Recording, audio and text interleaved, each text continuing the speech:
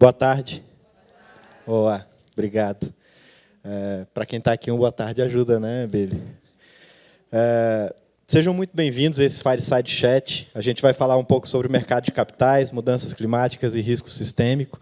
A gente está falando disso ao longo do dia inteiro de hoje, mas agora, com a presença do Billy, que é Head de Sustentabilidade, Inovação e Educação da Ambima, que tem, né, um papel diferente do que o papel aqui do Banco Central, está num lugar diferente, né, de autorregulação, não só por isso, mas também porque está olhando para outro mercado. Eu acho que é relevante essa visão de tentar entender como a gente incorpora esses critérios de ESG, de risco climático, na gestão de investimento do Brasil. A gente vai conversar um pouco sobre como essa agenda de sustentabilidade está sendo incorporada ao mercado financeiro, quais oportunidades e desafios existem, como podemos fortalecer um sistema financeiro mais resiliente, que estava sendo falado agora, né, pela Linda, e como podemos nos alinharmos às melhores práticas globais. Eu acho que esse é um desafio que o Rodrigo estava falando, de tem recurso lá fora, tem gente querendo investir, mas a gente precisa fazer esse dever de casa para garantir que esse recurso venha para o Brasil, né?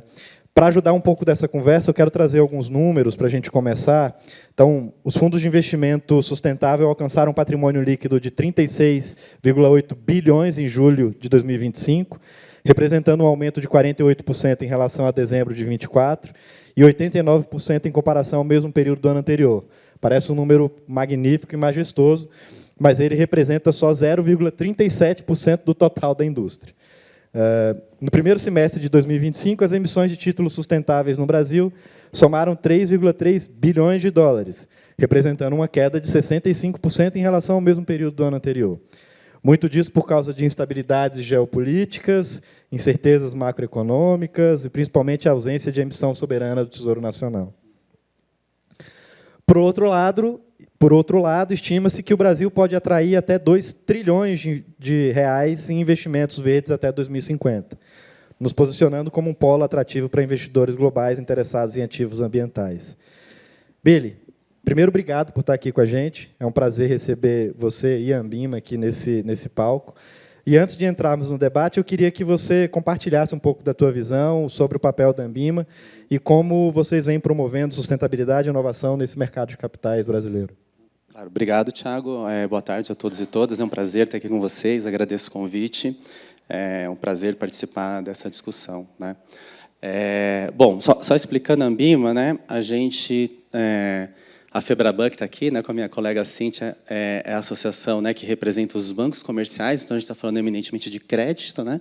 E a Ambima olha para o mercado de capitais. Então, a indústria de fundos, que é uma indústria hoje no Brasil que faz a gestão de 10 trilhões, mais ou menos, de reais, né?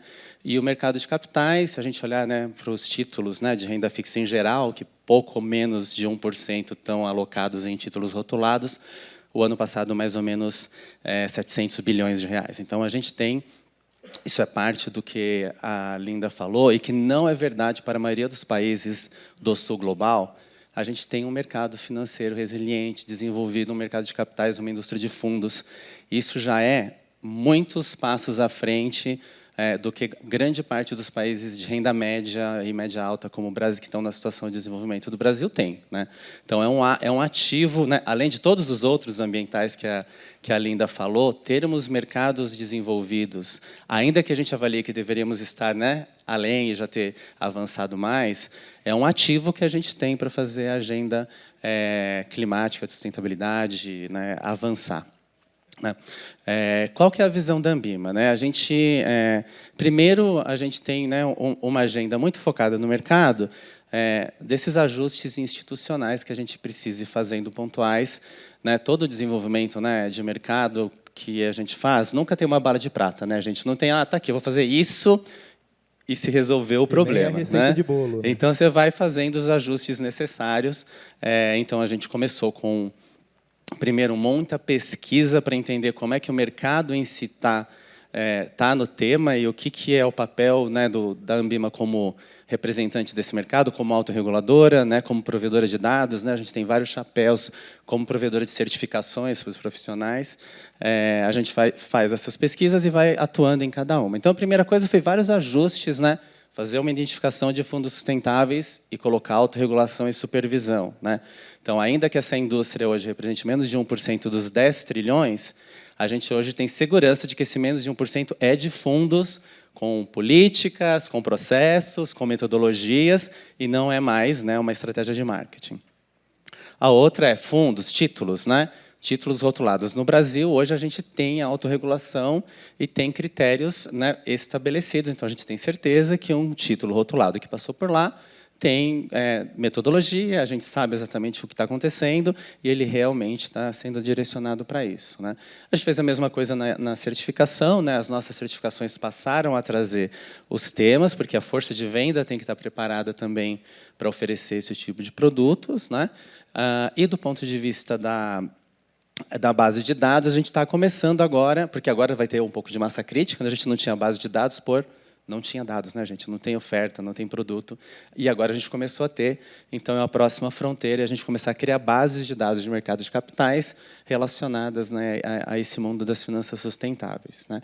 Isso é do ponto de vista de mercado, né? E a última coisa que a gente fez, e que tem muito a ver com o que a Linda falou, com o que a gente tem falado muito aqui, a gente também notou, e foi uma demanda do mercado, olha, sozinhos, às vezes, a gente não tem a ambição ou não tem as condições de discutir isso no escopo que a gente precisa fazer essa discussão, né? Então, como a gente discutia as coisas na Ambima, eu ponho os associados numa mesa e a gente decide, né? Mas quando a gente está falando de uma agenda como de natureza, de clima, nem sempre os nossos associados têm todo o conhecimento suficiente para tratar. Então, a gente criou uma governança mais flexível, que a gente chama de Rede Ambima de Sustentabilidade, que muita gente aqui participa, né? Para tentar trazer uma agenda mais ambiciosa, né? E que foca muito, nesse momento, em capacitação, né? Capacitação para vários temas que a gente falou aqui. Como é que a nossa indústria vai usar as informações de IFRS S1, S2? Como é que a nossa indústria está preparada para trazer a natureza para os fatores de risco, né? E vai preparando os profissionais para começar a atuar nessa agenda, né? Então, a rede, né, trazendo gente que não é associado, mas que é do ecossistema, está nos ajudando a ter uma visão um pouquinho mais ambiciosa e de como é que a gente prepara o futuro dentro dessa agenda, dentro do mercado de capitais. Legal. Eu quero entrar no assunto da rede daqui a pouco, mas eu tenho outras perguntas antes aqui. A Ambima tem atuado como essa articuladora de boas práticas do mercado de capitais, você acabou de falar disso. Você também falou e está na posição, né, de olhar também não só para a educação, não só para a inovação, mas também para a educação e de ajudar, apoiar, construir esse conteúdo educacional para o mercado de forma geral. Essa já é uma boa resposta, né? Mas eu queria estressar um pouquinho mais para tentar entender como que a gente transforma essas boas práticas, ou como que a gente transforma esse conhecimento em produtos reais que realmente impactam o sistema financeiro nacional. Né? O próximo passo. Bom, o que a gente tem enfrentado, né? A gente falou muito de regulação e autorregulação. E toda vez que alguém procura a Ambima, né, vou dar um exemplo aqui prático, o pessoal de investimento de impacto. Chega na Ambima, vocês são autorreguladores. Vamos fazer uma autorregulação que faça o setor de impacto crescer? E a nossa pressão, não tem uma regulação que vai fazer isso agora, né? Então, assim, para esses 10 trilhões e para esses 700 bilhões que já existem, né, a gente já tem um mercado, a autorregulação e a regulação nos ajuda a fazer esse movimento, né? Porque você começa, meu amigo, você precisa colocar risco climático na conta, não porque é uma coisa eticamente certa a fazer, porque o seu fluxo de caixa vai ser afetado por isso, porque o seu CAPEX vai ser afetado por isso, né? Tudo isso que a gente fala aqui, no fim, se traduz nisso, né? O maior CAPEX para as empresas para o mesmo nível de produção, porque eu vou precisar construir resiliência a isso, né? Um gasto para você continuar fazendo as coisas que você faz, né? Se tornando resiliente a clima, né? Então, a autorregulação e a regulação ajuda a movimentar esse mercado que já existe. eu não consigo fazer do nada aparecer um mercado que não existe via autorregulação, né? Primeiro porque a gente não experimentou essas coisas ainda, né? Eu não tenho track record dessas coisas, né? Então, quando você está falando vamos financiar bioeconomia, né? Não está no Damodaran como faz o valuation de bioeconomia, como você mantém a floresta de pé, qual que é o fluxo de caixa, não tem múltiplo, não tem fator de risco ainda. Como é que eu trago a valor presente essas coisas, né? Que eu estou falando aqui a cabeça do cara que está lá no banco, né? Que está lá na área de crédito, na área de mercado de capitais, avaliando o risco dessas coisas. Então, para este novo mundo que está surgindo, a gente precisa experimentar muito. Então, a gente precisa de laboratório, a gente precisa do ambiente em que a gente faça essas coisas para criar esse track record, né? Então, agora é muito nessa troca de experiência e de expor o nosso mercado a esses cases e a essas novas formas de financiamento, né? A gente chama agora Blended Finance como se isso fosse uma coisa nova, né? Mas Blended Finance, quando a gente estava resolvendo o desafio de infraestrutura, a gente não chamava de blended finance, mas era isso, né? Era um organismo multilateral, investindo um pedaço, fazendo de-risking, depois, né, a gente financiou a infraestrutura com blended, aí a gente inventou esse nome nos últimos, e está tratando o blended como se fosse uma coisa muito nova. Mas é nova para esse tipo de projeto, né? Então, a gente está fazendo um esforço muito grande de colocar o mercado em contato com essas estruturas, né? Em desmistificar um pouco, né, essa história do blended, e como é que a gente pode alavancar os recursos públicos que estão sendo disponibilizados para esse tipo de investimento, para transformar isso em produto, né? O grande desafio, além do conhecimento, que é o que a gente está fazendo, é a escala, né? A gente está acostumado com tickets, né? Sendo bem honesto, nosso mercado gosta de ticket grande, né? O mundo de banco de investimento gosta de ofertas públicas, né? Então, como é que a gente faz esses investimentos que são necessariamente, né, de tickets menores e em grande volume, né, em unidades, ganhar escala e serem viáveis para o mercado privado também financiar, né? Essa é o grande dilema, né, e o grande problema que a gente tem para resolver nos próximos anos. Legal. A gente passou, eu até acho, e é achismo mesmo, até acho que a gente está mudando um pouco, virando um pouco essa página, mas ainda é um tema que eu acho que é muito relevante e que precisa ser debatido. E na posição que vocês estão, é a posição ideal para ter essa conversa, que é falar um pouco de credibilidade e um pouco do que também foi dito aqui sobre usar esse tipo de investimento só para marketing, ou que alguns do mercado chamam de greenwashing, ou até, né, para não entrar na profundidade do tema. Qual tem sido a abordagem da Ambima para endossar práticas confiáveis, tanto para investidores quanto para os reguladores, para apoiar os reguladores e até os regulados, né, de forma geral? Para os investidores, gente, aí agora eu vou entrar. A Linda acabou super otimista, né? Então vou entrar agora no copo meio vazio. A gente faz uma pesquisa na Ambima, na área de educação, a gente faz uma pesquisa anual, né? A gente entrevista 5 mil brasileiros todo ano para entender hábitos de poupança, de investimento, como investe, no que investe, quem fala, com quem fala, uma pesquisa gigante que todo ano a gente faz. E todo ano a gente discute, vamos colocar sustentabilidade na pesquisa, o Datafolha testa para ver se entra, e a gente não consegue amostra no Brasil para achar um investidor que sabe o que é um investimento sustentável. Então, a gente ainda tem, né, se você olhar o número de cotistas, né, dos cerca de algumas dezenas de fundos sustentáveis que a gente tem, é muito baixo. Então, é uma realidade, talvez, no private banking, né, investidores com bolsos muito grandes, né? Então, do ponto de vista do investidor, então, da demanda por esses fluxos de investimento, né, de financiamento, a gente está falando em bolsos muito grandes, ou da filantropia, né, ou do private banking, e de um conjunto muito restrito de investidores. Então, aí tem um trabalho grande ainda, né, de como é que a gente começa a fazer, né, esse trabalho de educação, né, e de disseminação, né, desse novo olhar para investimento também. O que é um desafio no Brasil, porque a gente tem uma taxa de juros de 15% ao ano, e o incentivo atualmente, o incentivo para você pensar na sua carteira de investimentos em termos de diversificação e do que você coloca lá não é muito grande, né? Apesar de a gente ter avançado muito em relação aos últimos anos. Então, tem esse desafio ainda, como é que a gente traz essa cultura para a cultura de investimento do Brasil, que é recente, né? Porque a gente não tinha, né? Se você olhar a pizza do portfólio dos brasileiros até 10 anos atrás, era eminentemente renda fixa. CDB, título público, né, fundo de renda fixa. Hoje a gente já tem uma parcela grande que não é, que tem mais crédito privado, que a gente tem mais renda variável, mas ainda é menor do que a gente gostaria. Então tem esse trabalho ainda da gente criar essa cultura de investimento e trazer sustentabilidade como um fator.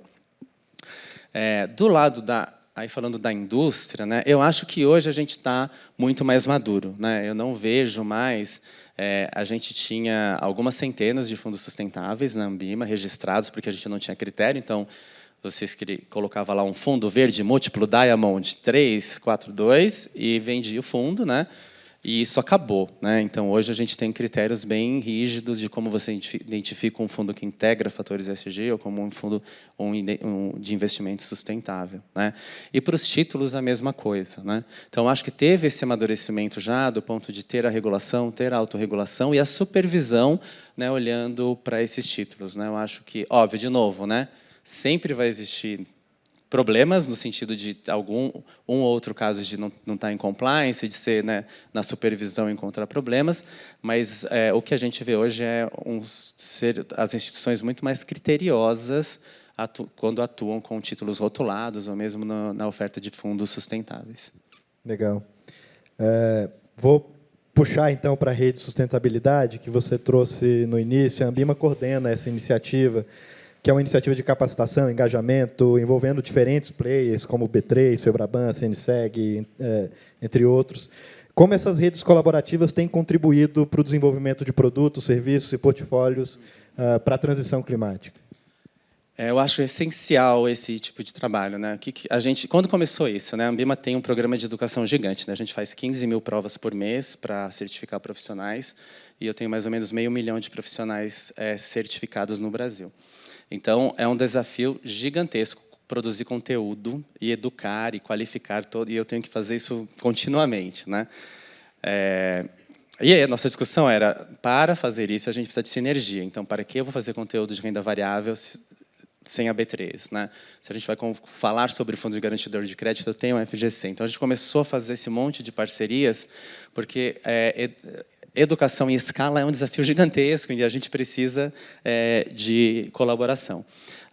E quando a gente começou a discussão de sustentabilidade com essa ambição um pouco maior, a gente pensou a mesma coisa, né? Então, todas as jornadas que a gente está fazendo com a capacitação técnica de atores que já existem, né? A UNEP-FI, o GIFANS, a Febraban, a CNSEG, né? E isso nos permitiu fazer muito mais coisas, né? Então, esse ano, a gente está fazendo essa jornada de FRS S1 S2 com todo o mercado, né?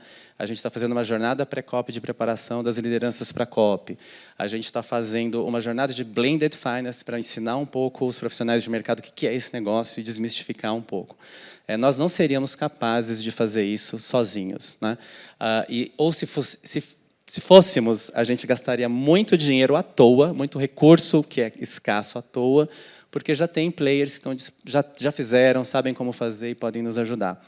Então, eu acho que, nesta agenda de sustentabilidade, reconhecer que ela é não competitiva, né, e que ela é um bem público, em que a gente pode se juntar e evitar ao máximo retrabalhos, desperdício de recurso, é essencial se a gente quer que ela ande mesmo, né? Então, foi um pouquinho isso. A nossa experiência tem 2 anos, né?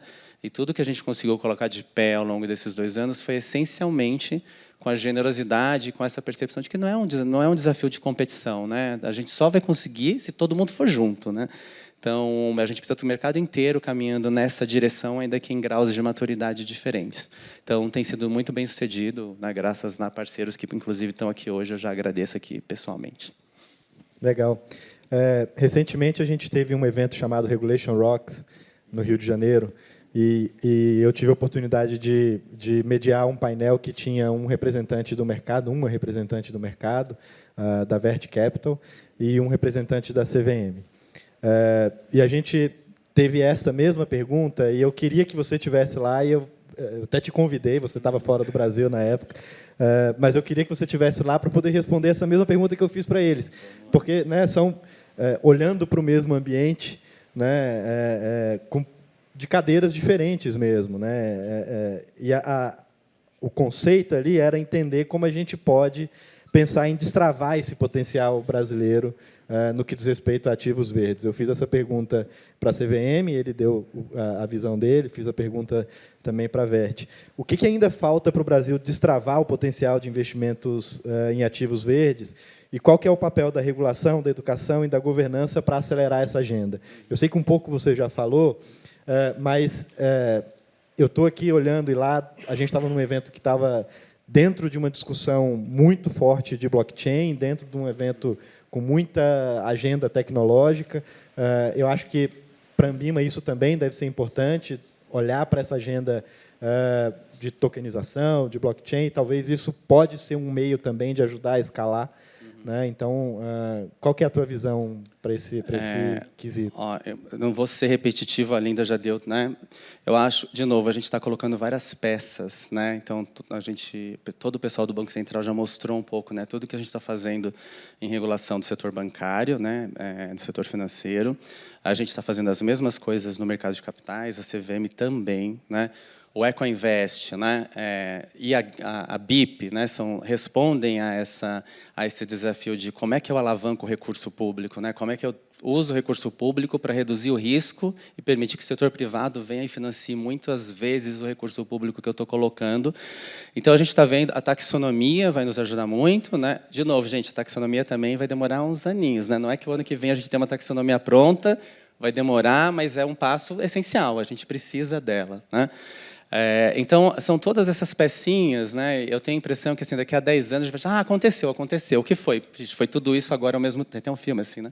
Tem tudo isso agora ao mesmo tempo, porque a gente precisava de todos esses ajustes institucionais. Mas a Linda falando aqui, na parte que ela foi apocalíptica, eu acho que eu estava pensando ali, vou contar um caso, tem 3 minutos, pode? Eu comecei minha carreira como repórter no ano de 1999, na Folha de São Paulo. Em 1999, existia uma coisa chamada o bug do milênio. Vocês lembram disso? Quem é velho o suficiente? E, no dia 31 de dezembro de 1999, eu, como era o mais jovem da redação, estava na Avenida Paulista, olhando aquele relógio do Unibanco, que tinha lá em cima do Conjunto Nacional, que é um prédio que tem na Paulista, para saber se à meia-noite o relógio ia parar por causa do bug do milênio.